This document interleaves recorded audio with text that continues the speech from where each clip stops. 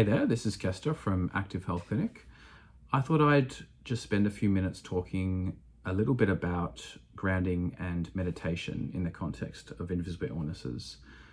A little bit about why, what misconceptions kind of exist around this, why people often find it difficult, and maybe that's to do with the approach, and then a different way to think about it and try and implement it. Grounding and meditation is something that is certainly talked a lot about when it comes to invisible illnesses, and I think can be a really, really valuable strategy. However, a lot of people really struggle with this, and there's several reasons why that could be. One particular reason I think people often struggle with it is a common misconception that the act of meditating or grounding is about removing unwanted feelings or thoughts and kind of getting immediate relief.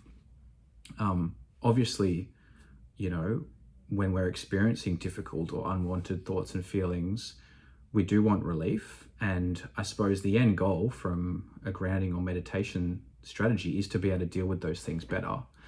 However, when we're looking for that immediate relief, and especially if we're trying to block out unwanted thoughts and feelings, it often just can create more friction and frustration and end up doing us a little bit more harm. I think understanding this from the perspective of, human beings are very much hardwired and programmed over thousands of years of evolution to problem solve. And so when we experience anxiety, simply being told to think differently or think positively or, let things go, push things out of your mind, sometimes just means these unwanted thoughts and feelings just persist. And it becomes a lot more difficult to do that. And so, literally trying to stop the experience often kind of adds that to stress.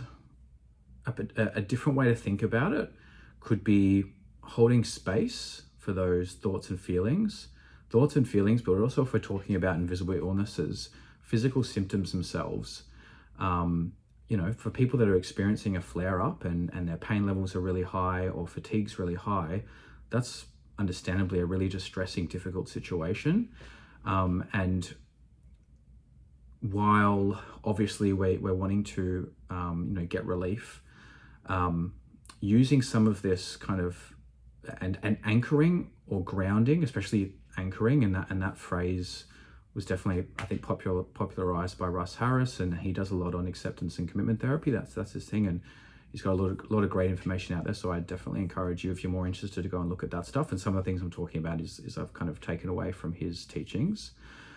But if we're thinking about anchoring, think about anchoring yourself as, or that word anchoring is anchoring yourself amongst the storm of the symptoms or the emotions that come.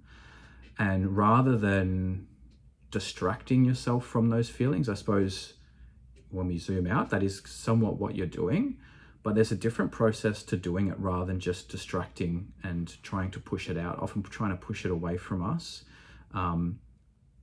often makes things worse, because if we think about those symptoms like anxiety or pain, a lot of times they're protective. That's your nervous system and your body trying to give you information. While if we're thinking about if they're a product of central sensitization, often those symptoms aren't necessarily evidence for structural damage, anything that you need to particularly change right now to fix it. Unlike a physical injury like having a fracture or a sprain, where you probably need to rest and heal and do your rehab. But when symptoms are really a product of an overprotective, hypervigilant nervous system, this sort of anchoring can really help. And a different process that I'd recommend trying around that is when you're experiencing anxiety, you're really struggling with rumination, or maybe you're experiencing pain and you're finding it's really getting in the way of your attention, and it's getting in the way of what you're trying to do. Rather than just trying to push it away, the first step might be, and this is really important, is to actually name that experience, that feeling, that emotion, validate it, and even kind of understand why that's, try and phrase to yourself why that's going on. I know this is really difficult to do with really distressing symptoms, but even with pain, it might be a way to go, my nervous system is trying to give me information here. It's not feeling safe and regulated, and this is a product of that. And it's not necessarily evidence for physically my body breaking down and deteriorating, while it might feel like that. And obviously, this is obviously going to be context dependent. I can't speak on all pain, but for a lot of the pain that is, that exists within these conditions, it is a product of hypervigilant nervous system. We name the thought, feeling, emotion, we kind of validate it, the experience, and we actually almost hold space for it and allow it to be there. The next step, which is also really important, is to then sort of try and connect ourselves. If it's more cognitive symptoms like anxiety, connecting with your body can be really good, whether that's, stretching out your arms or pushing your feet into the ground. I suppose what we're doing there is we're saying this symptom or this experience can exist, but we still have control over our, limbs. If it is physical pain, potentially it's not going to be productive to then focus on your body. The next step would be to then focus on things in your immediate environment. So you're acknowledging the uncomfortable symptom or experience, and then flexibly moving your attention to your physical environment, your immediate surroundings. Once we've done that, we then want to, as much as possible, then I suppose direct our attention to something else. And I suppose this is technically distraction, but we haven't skipped those first two steps, especially the first one, which is really important, which is that acknowledgement of the symptom and experience, and actually holding space for it and allowing it to be there rather than just trying to push it away. I suppose going through this process of acknowledge, connect with your environment, engage into what matters. ACE is a nice acronym that works for that.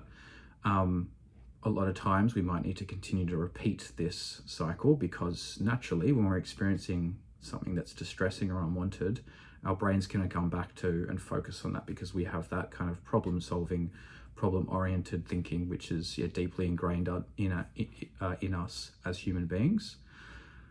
So just a few things to think about as a strategy to help. A good way to think about this is managing and dealing, sort of like holding space for these symptoms without getting completely sucked up in them. And it can be really easy to spiral and for those emotions to then become heightened in that situation because of the distress, which is really, really difficult to completely stop. But it can be helpful, like I said, to make space and then try to be flexible with our attention. So something to try. Thanks for listening.